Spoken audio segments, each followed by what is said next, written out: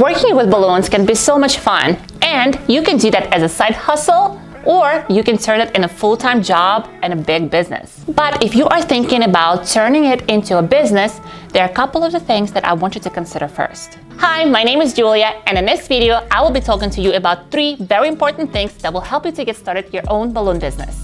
So those 3 things are your niche, your ideal client, and your numbers. Before I dive into everything, let me tell you about how I know about all of those things. I know because I went through every single step that you're going through right now. I started my business as a wedding planner, and throughout a few years working as a wedding planner, I transitioned into being a decorator. And before I even started working with balloons, I already had a profitable business renting out marquee ladders in our area. Actually, guys, you can see a full video about my story right over here. But why I'm telling you that? Because in this video, the main point is that it's okay to make trials and mistakes while you're starting off your business. The concepts I want to talk to you guys about in this video are from my personal mistakes and errors. So I want to help you to avoid these mistakes in the future. So let's get into it. The first thing you need to consider starting off your own business is to find your niche. What is the niche? Basically, the niche is narrow down your specialty. For example, you can be working with kids' parties or working with big luxury weddings. Why is that important? It is very important because when you're starting off the business, you cannot be great at everything. So it is very nice to polish one area first before adding new knowledge.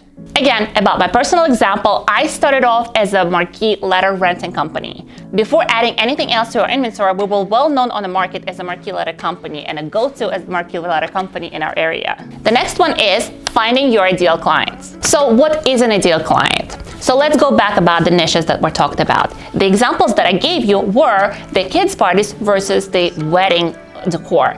So decorating the kids' parties, your ideal client there would probably be the mom of the kid. That means you would be pitching your sales or your decor to mom. Versus the weddings, your client there would be most likely the bride or mother of the bride or maid of honor or a planner. So you are pitching to different people there. Why is that important? It is important because you would be using a different sales technique depending on who you're talking to and who you're approaching with your sales pitch.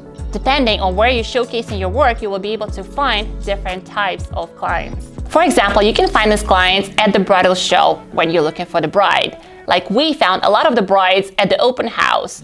Venues having an open house and they have all of the brides coming to their tasting, check out the vendors that they typically work with or prefer to work with, and brides get to choose the vendors they want to work with. So we got hired like basically on a spot for all the brides who already have everything else booked for the big day already.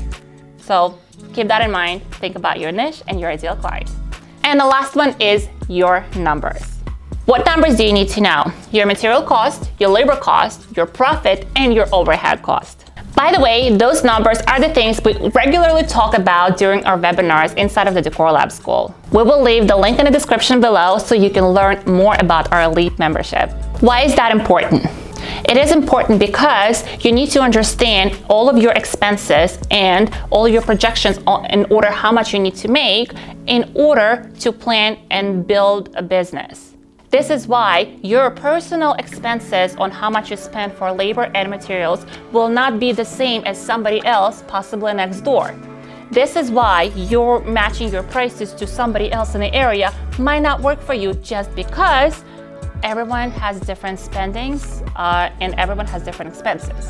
At the end of the day, in order to know how much you're making, you need to know what your numbers are. So tell me about your business journey. Are you just playing around or you're ready to get started? Leave a comment below and let me know. And I will see you in the next video.